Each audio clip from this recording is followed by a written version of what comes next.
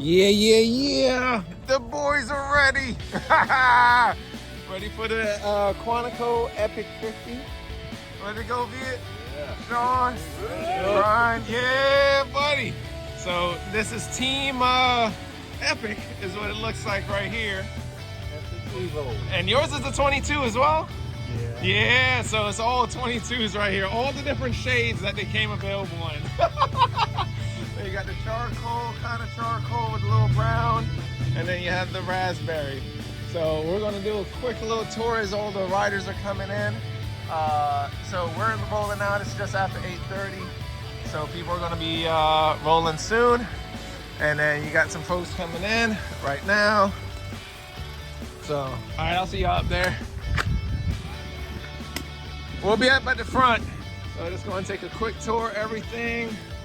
Of course, we got the line for the John.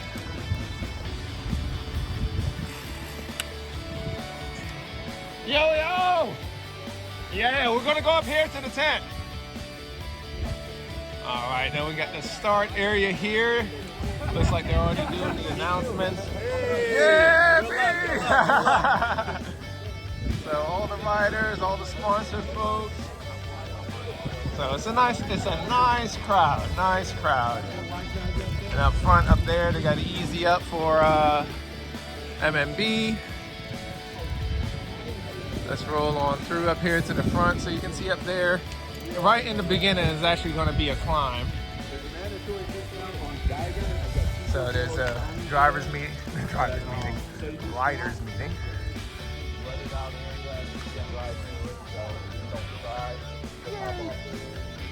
You got your mechanics going out, different sponsors going out here. The MTB tent right next to where they're doing everything. So he's got a prime spot right there. And then I think Craig is in the back somewhere over by his car. I think his car is over in the back. So we'll check it out in a minute. So yeah, no one's rolling for a while, so we'll see what's up. I'm fucking dying, man. All right, so we are at the Bikinetics one. And I think this is like the 4th stop. Rolling with Greg, his ass is gone. He's been just gone, man. Taking this show too serious. So Brandon and I are just hanging out, man. We're just hanging out, chilling. So we're gonna finish up. We got 35 miles in approximately right now. So we're gonna do that north side at a chill pace, Greg. Greg, slow the fuck down. So legs are feeling it right now, but we got a lot of pickle juice and bacon and all the good stuff here. So this is the good spot. So I'm ready to suffer some more. Yes. Suffering for another 15, 20 minutes. All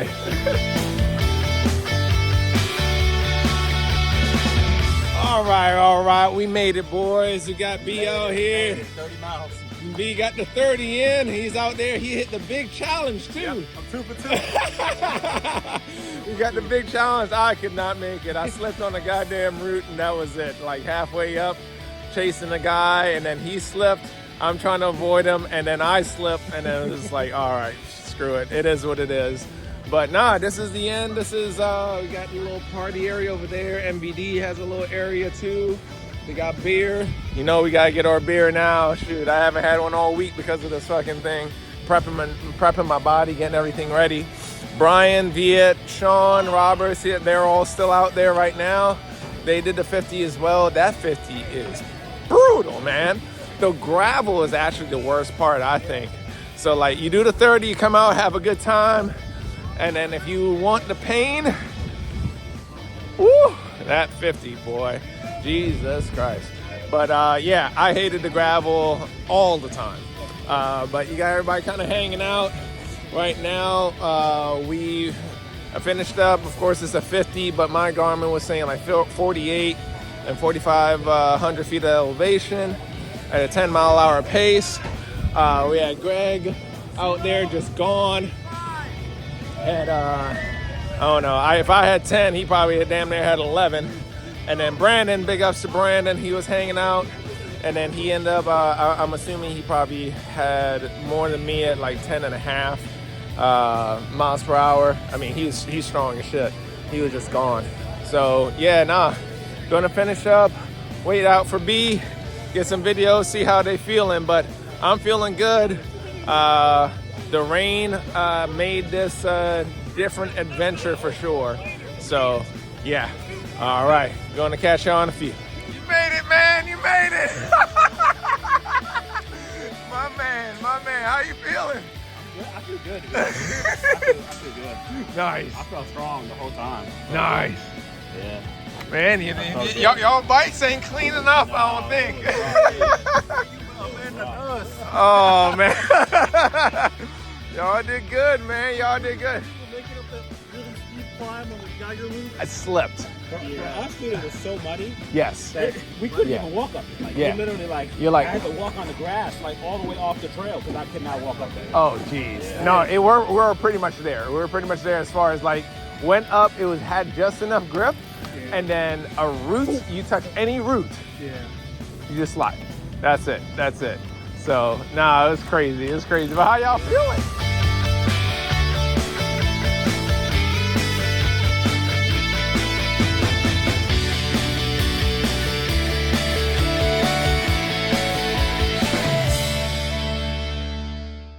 Yo. So we are done. As you saw, Brian and them finished up. We all finished up. There was no major issues. This is actually the day after, man. Afterwards, we're all talking so much and just kind of having a good time, catching up on everything, cleaning the bikes. Bikes were filthy. That I just decided, hey, I'll just shoot this the next day. By the time I got home, it was after 9. That's a long day. And I didn't even go to bed until after 11. So I had to do my legs and everything. But we got through it, boys and girls. The 50 was a good time, average that 10 miles per hour. Was chilling with Greg and Brandon for pretty much the whole time. Brandon and I just ran through the whole thing at the end. Strong rider, strong as hell.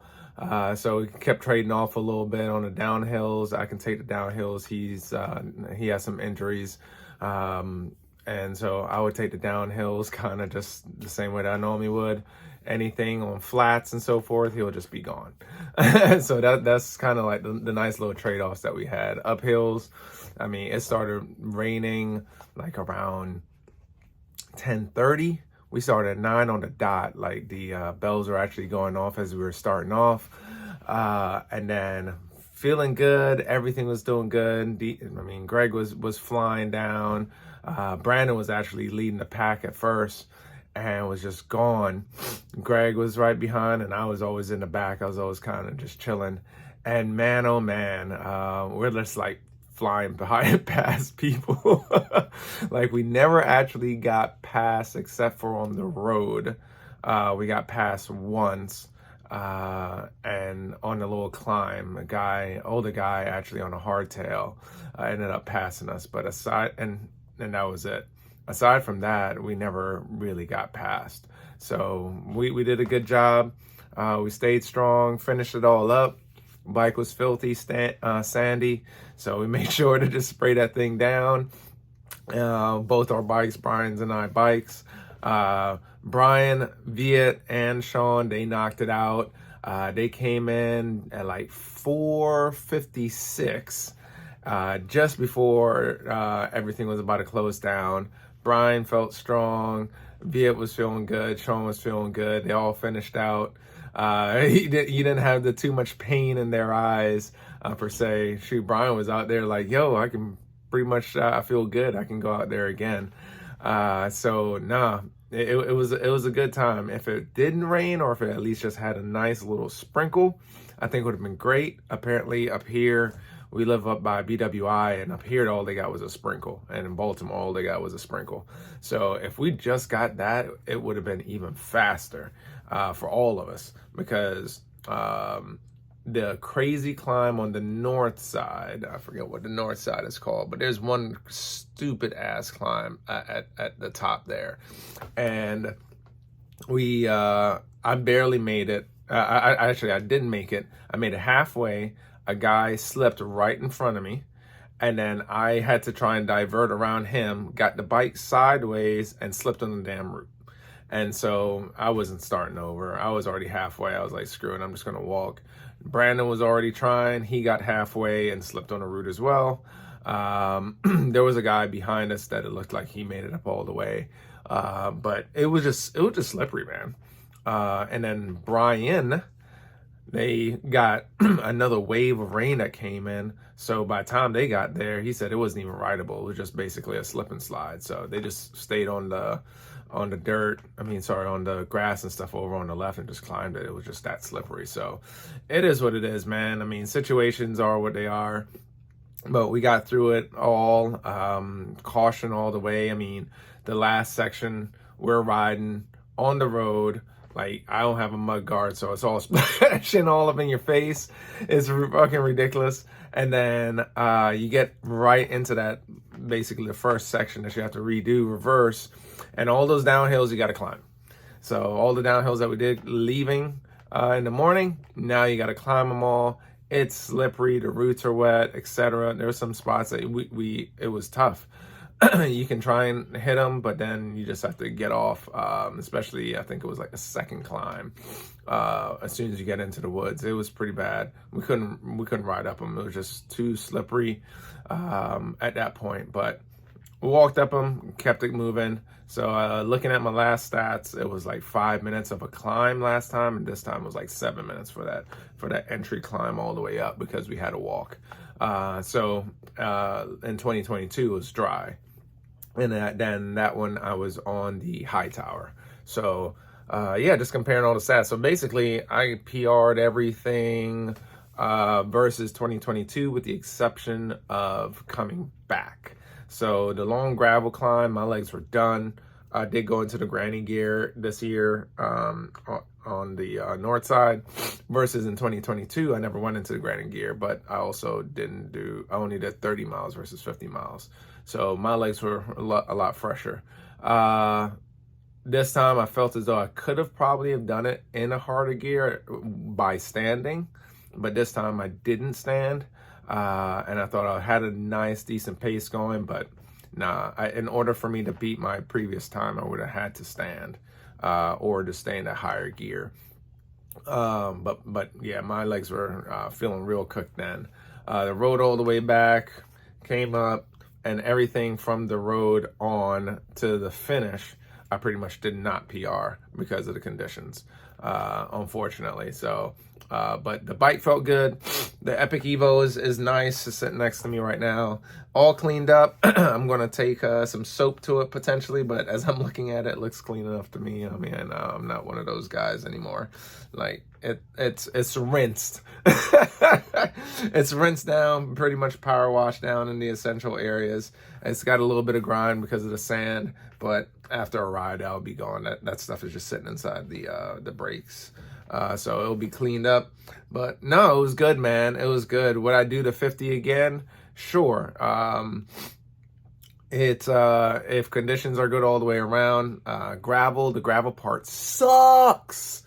Gravel and the road were really just the bane of my existence there. So for that one, what I may end up doing is actually just doing more road, like to get stronger and get my muscles acclimated with the constant pedaling. That's the problem, is that the constant pedaling is a pain in the ass. Getting into single track, I feel perfect. My knees feel good and everything. And shout out to Greg that gave me a tip on like where my knee is. He was like, where does it hurt? I was telling him pointing out where it hurt, and he was like, yeah, right on the outside of your knee, you have to stretch that or massage it. And that's actually what's attributing to my knee problems, because he had it as well. Hit it with a gun and actually it felt better right away. Slept, and then it feels like crap because it tightens up again.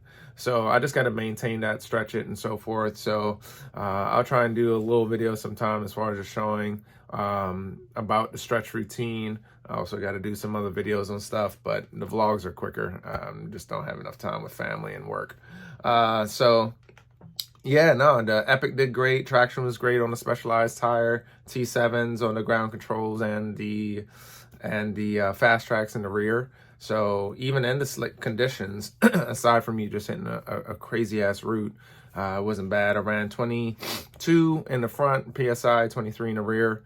I think running a higher PSI would have helped out well on the road, but overall it performed admirably. I didn't really have any quarrels with the bike whatsoever. So it is what it is. I know this is a little long, but it was a longer ride, so a bigger recap on it. Big shout out to the Quantico mountain bike club out there. They did a great job hosting everything. If you haven't done it, check it out. They have an 18, 30, the 50, though, I'm sorry, 18 is all single track for the most part, like 90 something percent. The 30, you do a little bit more road. I think about 10 miles of road, going out and back and so forth. And then they have a 35, which doesn't do as much single track, it's a lot more gravel. And then the 50 does a mixture of everything. So it does all the track, all the stuff that the 18s do, all the things that the 30 does for the most part in some way or fashion, all the things that the 35 does, and then more. So the gravel is really not compact. So it's kind of loose because it's not high traffic in there in the military base. So like you're climbing, you're trying to maintain speed, and then you're just kind of shivering around there. So it wasn't like riding on pavement for sure, but Greg and Brandon were gone. Like I wasn't trying to chase them. I started battling that knee pain, which happens when I'm on pavement with the bike. So wasn't locking it out for that reason as well. That just makes the pain even worse. So fought through it, ibuprofen, threw that joint in. I was good to go for the most part. My legs are feeling the pain right now. I'm about to hit myself with a massage gun after it just charged. And so, yeah, just got to do some maintenance today and then just go walk around in the woods with the kids and get some blood flowing in my legs. And then, yeah, just do a little bit of exercise, a little bit of jogging or something with the kids. So got to keep it moving. But, yeah, man, thanks for tuning in. What was the stats here? Let me see here. I got a computer right behind. So 48 miles, under 5 hours, which is what I was trying to do, is trying to be, Greg did it in 5.5 hours in 2022. So I wanted to beat that time, really. Did that. So we're under 5 hours moving. Elevation, this was kind of weird. I got 4,500 elevation. Some people got 5,200 feet of elevation. So it's all over the place. And then I did get a 7th overall on something small that doesn't make sense. But whatever, it was like a 17-second jog area. But aside from that, I mean, we were just moving, man. Saw a handful of people out there. Didn't really run into anybody from the 30 because they started at earliest 9:30 and we left at 9, so there wasn't any real area for us to see them. On the 50, we did see Craig, patted him as we were going by. Saw Brian, Viet, and Sean, patted them as we were going by, but we were fucking flying, dude. Like we saw them, we were just shouting, "Hey, Ryder's back!" They shifted over, and then we just kept it moving. So we were going through them woods, just gone. So nah, man, everybody was on their Epic Evo, or what was he on, a sniper, intense sniper, something like that. Brandon was on a 100 bike. Everybody else is on 120, 110 respectively. So yeah, no, we're on the bikes that was needed for this, for sure. Shout out to Mark, Justin. They tag teamed. They went ahead and just had a nice little flow. They did the 18. They had a nice little flow where Mark is strong on the downhills, Justin's strong on the uphills. So they kind of just kept trading places and keep a nice rotation. Finished up early. So they got everything done real well. Brian, he at Binio. I was pronouncing the last name wrong, man. But Brian, he is 2 for 2 on that crazy hill climb. He did the 30 along with like Chris Haas, Cam, and all the MVD boys. And so he was 2 for 2 on the climb, knocked that out. So he felt strong. and then they were pacing like around 9 miles per hour or something like that. So in the beginning, I think they ended up finishing up like just under 9 or around 9. So they were moving pretty darn well. So no, it was good, man. Everybody finished out. There was nobody with major destructions on the bike, pains, or anything like that. So, but yeah, I've been talking long enough. It's been like 14 minutes right now. So I will catch y'all on the next one. Next up is going to be Rails to River. That XC race is literally in 1 week, that next Sunday. Gonna see how I fare on that one. I will be doing sport, which is 2 laps of 7, so 14 miles. I was respectable last year, I feel, but that one I will be recording on the body just because it's fun watching at least the first lap. And then after that, I just record like the last bit. But the first lap, I at least want to get, because that part is actually pretty exciting. And then I learned a lot from this 50. So I actually had a pretty fast pace at my heart rate of 165. Is where like just under 170. So we weren't going to race pace. That's just unheard of for 50 miler. So I think if I can warm myself up and sit around that pace to start off, get things going, and then go ahead and start pushing it afterwards as other people are slowing down, I think I have enough juice like on the back end. So we'll see how the strategy is. Maybe I'll just go full bore until I'm just burnt out, but we'll see how everything is. Lake Fairfax, which is pretty punchy, but can be flowy as long as you keep everything flowing. So with enough speed. So we'll see how everything goes. But catch you on the next one. That's the next thing coming up. And I'll see y'all later.